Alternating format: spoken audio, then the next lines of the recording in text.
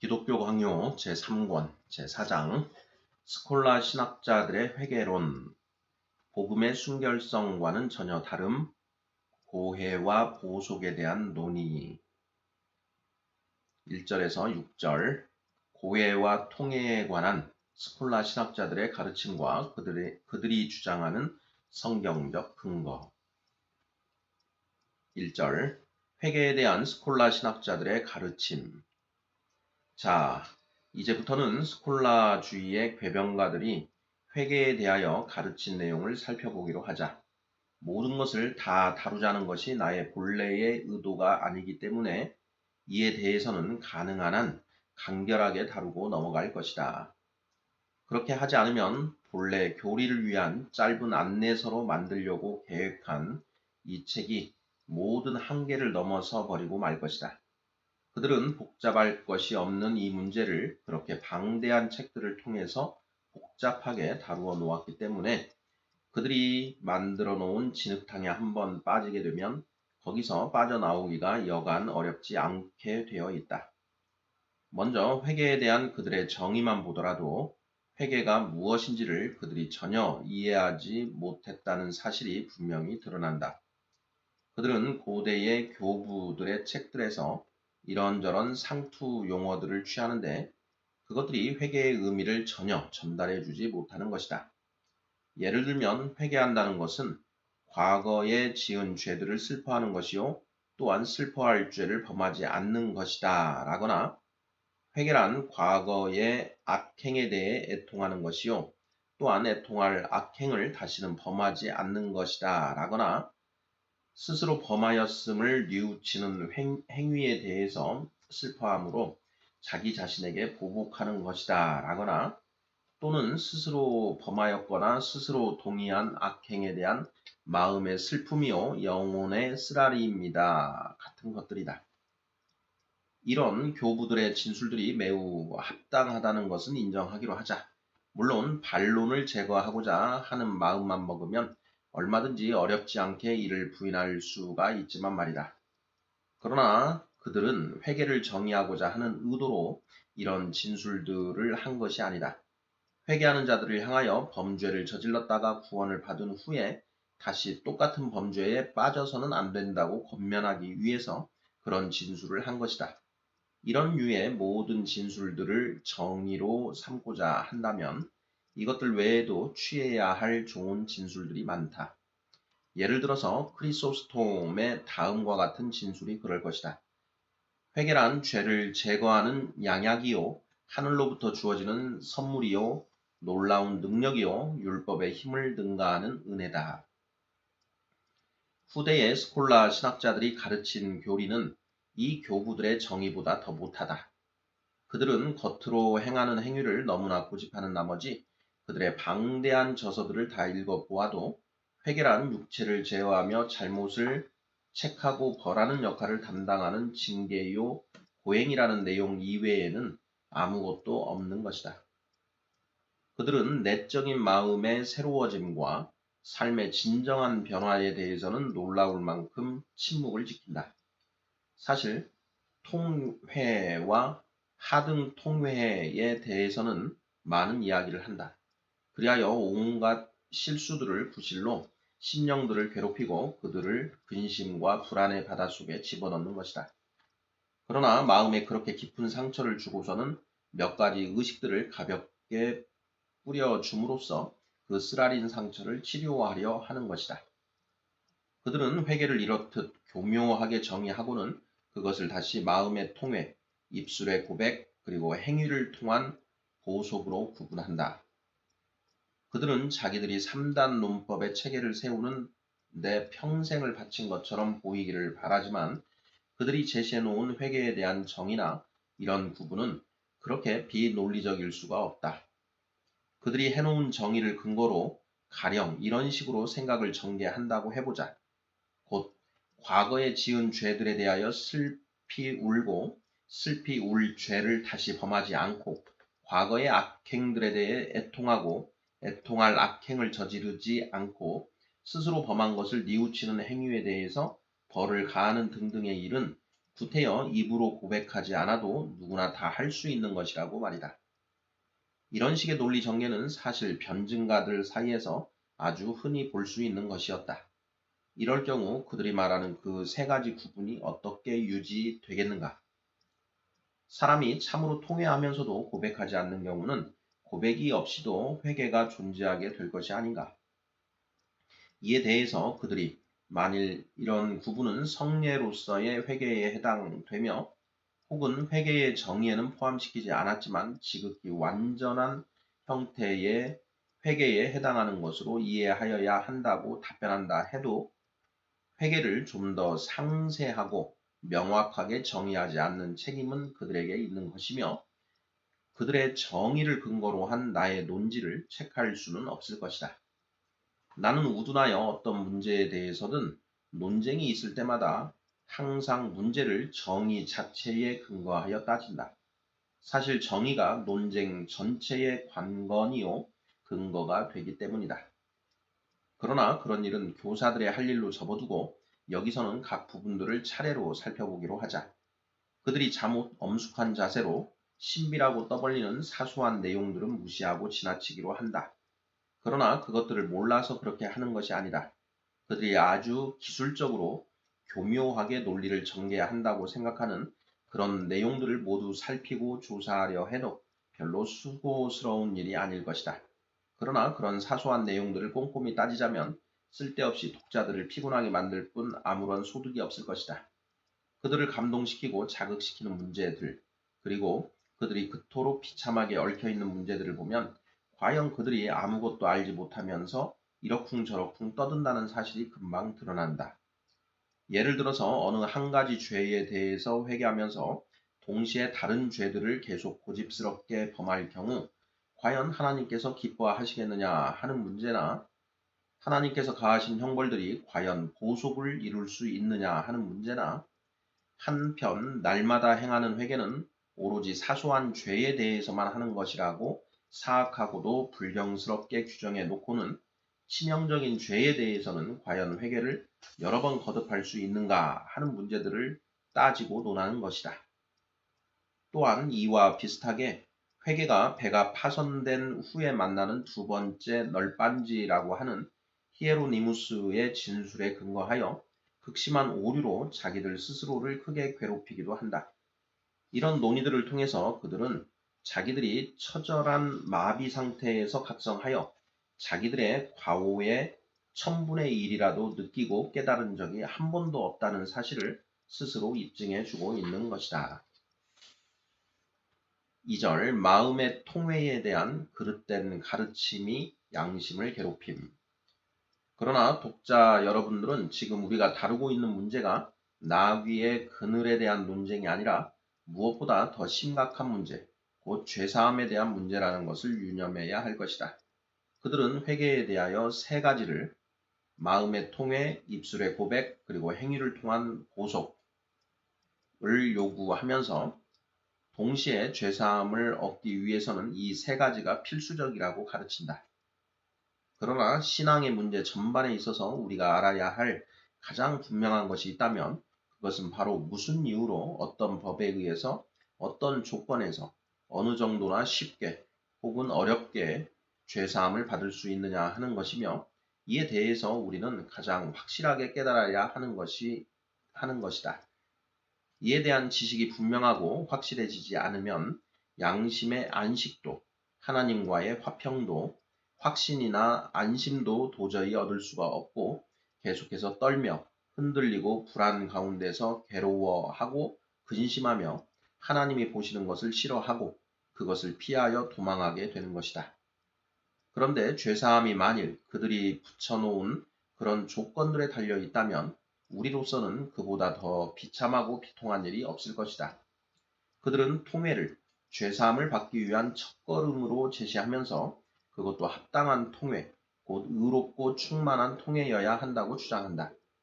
그러나 그러면서도 사람이 자기가 합당한 정도만큼 충분히 통회했다는 확신을 과연 언제 가질 수 있는지에 대해서는 명확한 해결을 주지 않는 것이다. 우리가 누구나 자기의 죄에 대해 애통하며 그리하여 그 죄들을 더욱더 싫어하고 미워하게 되도록 자기 자신을 자극해야 한다는 사실을 모든 사람에게 조심스럽고도 선명하게 격려해야 한다는 것은 나도 인정한다. 구원에 이르게 하는 회개를 이루는 근심은 후회할 것이 없기 때문이다. 고린도후서 7장 10절. 그러나 슬픔의 강도가 과실의 위중함에 걸맞아야 하고 또한 저울로 재어서 용서에 대한 확신과 균형을 이룰 정도가 되어야 한다고 요구하게 되면 이것은 결국 죄에 걸맞는 합당한 통회를 따로 부과하는 것이 되므로 가련한 양심들은 바로 이 점에서 희한한 방식으로 괴로움을 당하고 근심에 쌓이게 되는 것이다. 그 양심들로서는 자기들이 진 빚이 어느 정도인가를 가늠할 수가 없으니 과연 자기들이 진 빚을 제대로 갚았는지도 스스로 분간할 수가 없는 것이다. 이에 대해서 그들이 우리 속에 있는 능력에 맞추어서 최선을 다하면 되지 않느냐고 말한다면 결국 언제나 똑같은 문제로 되돌아가게 되어버리는 것이다. 과연 어느 정도나 해야 사람이 자기의 죄에 대하여 애통하는 데 최선을 다 기울였다고 감히 확신할 수 있게 되겠는가? 그러므로 아무리 오랫동안 양심이 자기와 씨름하고 오랫동안 애를 써도 여전히 평안히 쉴 수 있는 피난처를 찾지 못하기는 마찬가지인 것이다. 그렇기 때문에 그들은 결국 자기들 스스로 위안을 찾고 싶어서 최소한 부분적으로만이라도 억지로 슬픔을 자아내며 눈물을 짜내어 합당한 통회를 이루려고 애를 쓰게 되는 것이다. 3절 통회는 죄사함의 원인이 아님. 그러나 만일 내가 자기들을 거짓으로 비난한다고 말한다면 이런 식의 통회의 가르침을 따르다가 절박한 처지에 빠지지 않은 사람이나 아니면 진정한 슬픔이 아닌 겉모양의 슬픔을 가장하여 하나님의 공의를 대하지 않는 사람이 있다면 그런 사람을 실제로 내놓아 보기를 바란다. 어디에선가 앞에서 말한 바와 같이 회개가 없이는 그 누구에게도 죄사함이 절대로 있을 수가 없다. 왜냐하면 죄를 깨달아서 괴로움을 당하고 상처를 받은 사람만이 진정으로 하나님의 긍휼을 구할 수가 있기 때문이다. 그러나 이와 동시에 우리는 회개가 죄사함의 원인이 아니라는 사실을 덧붙였다. 더욱이 그들은 영혼의 고통을 하나의 의무로서 이행하게 만들려고 하지만 우리는 그런 고통들도 제거해 버렸다. 죄인은 자기 자신의 뉘우침이나 눈물에 집착하지 말고 두 눈을 오직 하나님의 긍휼하심에 맞추어야 한다고 가르친 것이다. 그러면서 그리스도께서는 수고하고 무거운 짐진 자들을 부르셨고 가난한 자들에게 복음을 전하고 마음이 상한 자들을 고치고 사로잡힌 자들에게 해방을 선포하고 갇힌 자들을 놓아주고 슬피 우는 자들을 위로하시기 위하여 보내심을 받으셨다는 사실을 상기시켜 주었다. 이사야 61장 1절, 누가복음 4장 18절. 그리하여 자신의 의를 만끽하면서 자기들의 빈곤을 깨닫지 못하는 바리새인들과 하나님의 진노를 망각한 채 자기들의 악을 고칠 치유책을 구하지 않는 오만한 자들은 모두 거기서 제외된 것이다. 그런 사람들은 수고하지도 않고 무거운 짐을 지지도 않으며 마음이 상한 자들도 아니고 갇혀 있거나 사로잡힌 것도 아니기 때문이다. 그러나 의롭고 충만한 통회를 행하여 자격을 갖추면 그것으로 말미암아 죄사함을 받는다고 죄인으로서는 절대로 이를 실행할 수가 없다고 가르치는 것과 어디서 과연 평안과 안식과 자유를 구해야 할지를 하나님의 긍휼하심이 보여주시도록 그 긍휼하심에 줄이고 목마른 상태가 되어야 한다고 자기의 비참한 처지와 이리저리 흔들리며 지쳐있는 상태와 사로잡혀 있는 상태를 인정함으로써 가르치는 것은 결국 겸손하게 하나님께 영광을 돌리라고 가르치는 것은 서로 엄청난 차이가 있는 것이다. 4절 고백에 대한 스콜라 신학자들의 헛된 주장. 교회법 학자들과 스콜라 신학자들 사이에 지금까지 고백의 문제에 대해서 항상 큰 논란이 있어 왔다. 신학자들은 고백이 신적 권위로 명령된 것이라고 주장하는 반면에 교회법 학자들은 고백을 명령하는 것은 교회법일 뿐이라고 주장하는 것이다. 이 논쟁에 있어서 신학자들의 뻔뻔스러움이 분명히 드러나고 있다. 이들은 자기들의 목적을 위하여 성경 본문들을 인용하면서 그 본문들을 자기들 멋대로 왜곡시키고 억지로 짜맞춘 것이다. 그리고 이렇게 해서도 원하는 것을 얻을 수 없다는 것을 알게 될 때에는 그들 중에 다른 사람들보다 똑똑하게 보이고 싶어하는 자들은 고백은 그 본질에 있어서는 하나님의 법에서 나왔지만 나중에 그 형식을 사회의 적극적인 법령에서 취하였다는 식으로 빠져나가기도 했다. 이 말쟁이들 가운데 아무리 무능한 자들이라도 아담아 네가 어디 있느냐 라는 말씀을 인용하면서 그것을 하나님의 법과 관련짓는 일은 할 수가 있다. 반면에 이에 대한 반론도 제기할 수가 있다. 왜냐하면 아담은 하나님의 질문에 대하여 하나님이 주셔서 나와 함께 하신 여자를 거론하면서 마치 하나님께 대하여 반론을 제기하는 것처럼 보이기 때문이다. 그러나 두 경우 모두 그 형식은 시민법에서 취하여 온 것이라고 하는 것이다. 그러면 여기서 그들이 어떤 증거로 이 고백이 형식화된 것이든 되지 않은 것이든 관계없이 하나님의 명령이라는 것을 입증하는지를 살펴보기로 하자. 그들은 주께서 나병 환자들을 제사장들에게로 보내셨다는 사실을 거론한다. 그런데 무엇이라고? 제사장들에게 가서 고백하라고 그들을 보내셨다니. 레위 쥐파의 제사장들이 고백을 듣기 위해서 지명된 자들이라는 말을 과연 한 번이라도 들어본 일이 있는가? 여기서 그들은 알레고리를 도피처로 삼는다. 곧 모세의 율법에 의하면 제사장들은 나병의 정도를 분별하도록 하는 임무를 받았는데 죄가 곧 영적 나병이므로 제사장은 이 죄의 문제에 대해서 선언할 의무를 진다는 것이다. 이에 대해서 답하기 전에 잠깐 물어보고 싶은 말이 있다. 이 구절이 그들을 영적 나병을 판단하는 자로 만들어준다면 어째서 그들이 자연적이며 육체적인 나병을 판단하는 일을 맡는단 말인가? 그들은 그런 식의 논리가 전혀 성경을 조롱하는 것이 아닌 것처럼 율법이 레위 지파의 제사장들에게 나병을 인정하는 임무를 부여했으니 이 임무를 우리도 취하자. 죄가 곧 영적 나병이니 우리가 또한 죄를 법적으로 판단하는 자들이 되자라는 식의 논리를 펴는 것이다. 자, 이제 이에 대해서 답변을 해보자. 제사 직분이 바뀌었은즉 율법도 반드시 바꾸어지리라. 히브리서 7장 12절. 제사장의 모든 직분들은 그리스도께로 전이 되었고 그리스도 안에서 성취되고 완성되는 것이다. 그러므로 제사장의 권리와 특권 전부가 그에게로 전이된 것이다. 그들이 그렇게 알레고리를 만들어내기를 좋아하니 차라리 그리스도를 그들의 유일한 제사장으로 모시고 모든 일에 대한 무제한의 법적 권한을 그리스도께 드려서 그로 하여금 판단하시게 하면 좋겠다. 그렇게 한다면 우리도 기꺼이 받아들일 것이다. 더욱이 그들의 알레고리에는 모순이 있다. 그저 시민법에 속하는 것을 의식에 속하는 것으로 간주하기 때문이다.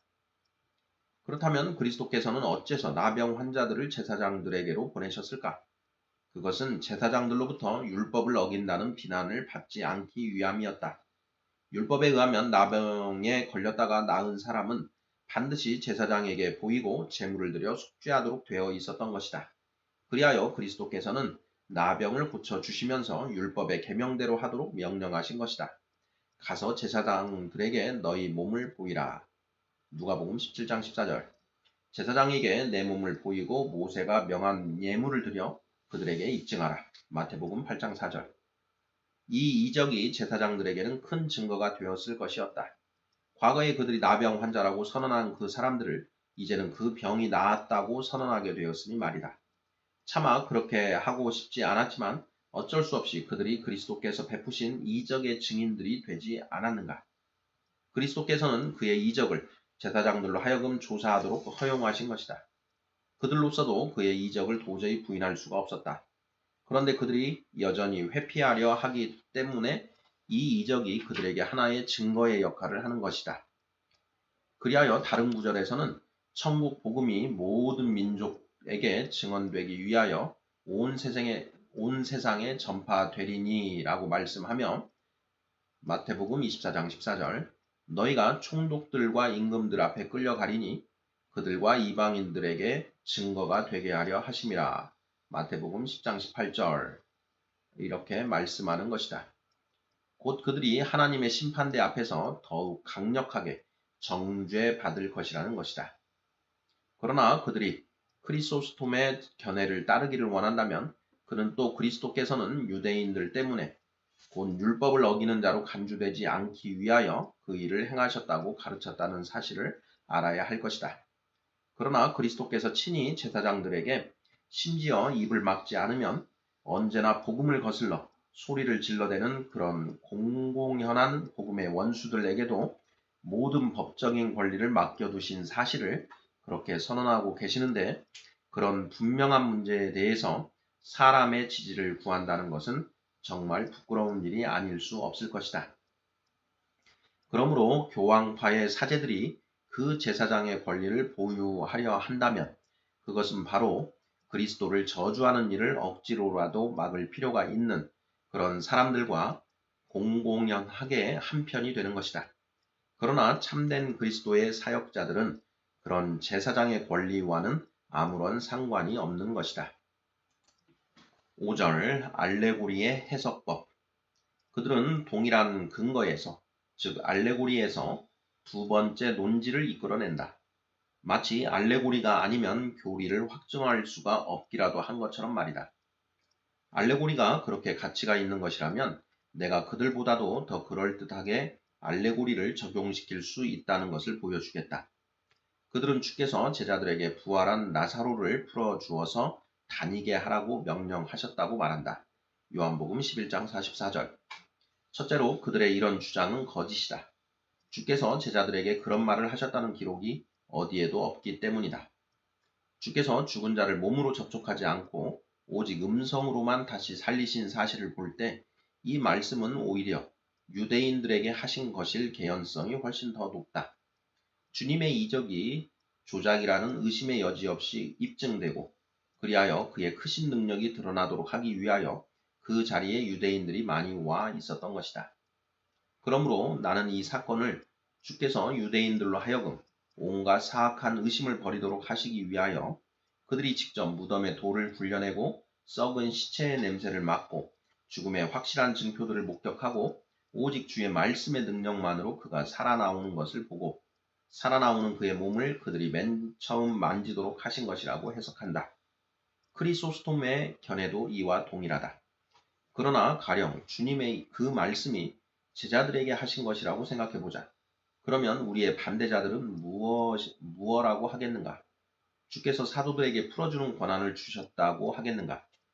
이를 알레고리 방식으로 다룬다 하더라도 이보다 훨씬 더 합당하고도 기술적으로 다룰 수가 있다. 곧 주께서는 이 비유적인 사실을 통해서 신자들에게 주께서 다시 살리신 자들을 풀어주라고, 즉 이미 잊어버린 죄를 다시 기억나게 하지도 말고 또한 주께서 이미 용서하신 자들을 죄인으로 정죄하지도 말고 주께서 이미 용납하신 일들로 그들을 책하지도 말고 주께서 친히 긍휼을 베푸셔서 기꺼이 용서하신 자들을 거칠게 가혹하게 벌하지도 말라고 가르치셨다는 의미로도 얼마든지 이해할 수가 있는 것이다. 지나치게 가혹하고 비인간적인 자들을 절대로 용납하지 않으리라고 경고하시는 심판주가 계시다는 사실보다 우리로 하여금 기꺼이 용서할 마음을 갖게 하는 것이 과연 무엇이겠는가? 이제 그들이 알레고리를 떠벌리고 싶은 대로 마음껏 떠벌리게 내버려 두라. 6절 성경이 가르치는 고백. 그런데 그들은 또다시 자기들의 논지를 명백하게 뒷받침한다고 여겨지는 성경의 증거들로 무장하고서 아주 가까이 다가온다. 곧 요한에게 세례를 받으러 나온 자들이 자기들의 죄를 고백했다는 사실과 마태복음 3장 6절 또한 죄를 서로 고백하라고 한 야고보의 말씀 야고보서 5장 16절을 증거로 제시하는 것이다. 세례를 받고자 하는 자들이 자기들의 죄를 고백했다는 사실은 조금도 이상할 것이 없다. 그 앞에서 말하는 대로 요한이 회개의 세례를 전파하였고 물로 회개의 세례를 베풀었기 때문이다. 그러니 스스로 죄인임을 고백한 자들 말고 과연 누구에게 세례를 베풀었겠는가? 세례란 죄사함을 상징하는 것이다. 죄인들과 또한 스스로 죄인임을 인정하는 자들 말고 과연 누가 이런 상징을 받도록 허락받았겠는가? 그러므로 그들은 세례를 받기 위해서 자기들의 죄를 고백한 것이다. 야고보가 우리에게 죄를 서로 고백하라고 말한 것은 분명한 이유가 있다. 그러나 바로 그 다음에 이어지는 말씀을 주의 깊게 살펴보았다면 이 말씀도 그들을 거의 지지하지 않는다는 것을 깨달았을 것이다. 야고보는 말하기를 너희 죄를 서로 고백하며 서로 기도하라고 한다. 야고보서 5장 16절. 그는 상호간의 고백과 상호간의 기도를 함께 연관지어 말하는 것이다. 만일 우리가 사제들에게 고백해야 한다면 또한 오직 그들만을 위해서 기도해야 할 것이다. 그렇다면 야고보의 말씀을 근거로 하여 오직 사제들만이 고백할 수 있다고도 이야기할 수 있을 것이 아닌가. 사실 죄를 서로 고백하라는 말씀에서 야고보는 상대방의 고백을 들을 수 있는 자들에게만 그런 말씀을 하고 있는 것이다. 그는 알렐로이스라는 헬라어 단어를 사용하고 있는데 이는 서로 서로에게 서로 번갈아가며 혹은 상호간에라는 뜻이다. 그러나 자기의 고백을 상대방에게 할 수 있는 사람만이 상대방의 고백을 들을 자격이 있는 것이다. 그런데 그들이 고백을 듣는 특권을 사제들에게만 부여하고 있으니 고백을 하는 역할도 역시 사제들에게 돌려야 마땅할 것이다. 이런 식의 하찮은 문제는 이제 그만 접어두고 사도께서 의도하는 단순하고도 명확한 의미를 그대로 취하기로 하자. 그것은 첫째로 우리의 연약한 점들을 상대방의 가슴에 내어놓고 서로 상호간에 권명과 동정과 위로를 주고받으라는 것이며 둘째로 형제들의 연약함을 서로 의식하고서 서로 상대방의 그런 점들을 위하여 함께 하나님께 기도하라는 것이다. 우리가 하나님의 긍휼하심을 인정할 것을 그렇게 간절하게 주장하는데 어째서 그들은 야고보서의 말씀을 인용하여 우리를 반대하는지 모를 일이다. 자기 자신의 비참한 처지를 먼저 고백하지 않고서는 어느 누구도 하나님의 긍휼하심을 고백할 수 없는 법이다. 아니 차라리 하나님 앞에서 그의 천사들 앞에서 교회 앞에서 요컨대 모든 사람 앞에서 스스로 죄인임을 고백하지 않은 모든 사람에게 저주를 선언하는 편이 낫겠다. 주께서는 모든 것을 죄 아래 가두었고 갈라디아서 3장 22절 그리하여 모든 입을 막으시고 로마서 3장 19절 모든 육체로 하나님 앞에서 낮아지도록 하셨기 때문이다. 로마서 3장 20절 고린도전서 1장 29절 오직 하나님만 의로우시다 하고 오직 그만이 높임을 받으시는 것이다. 아멘.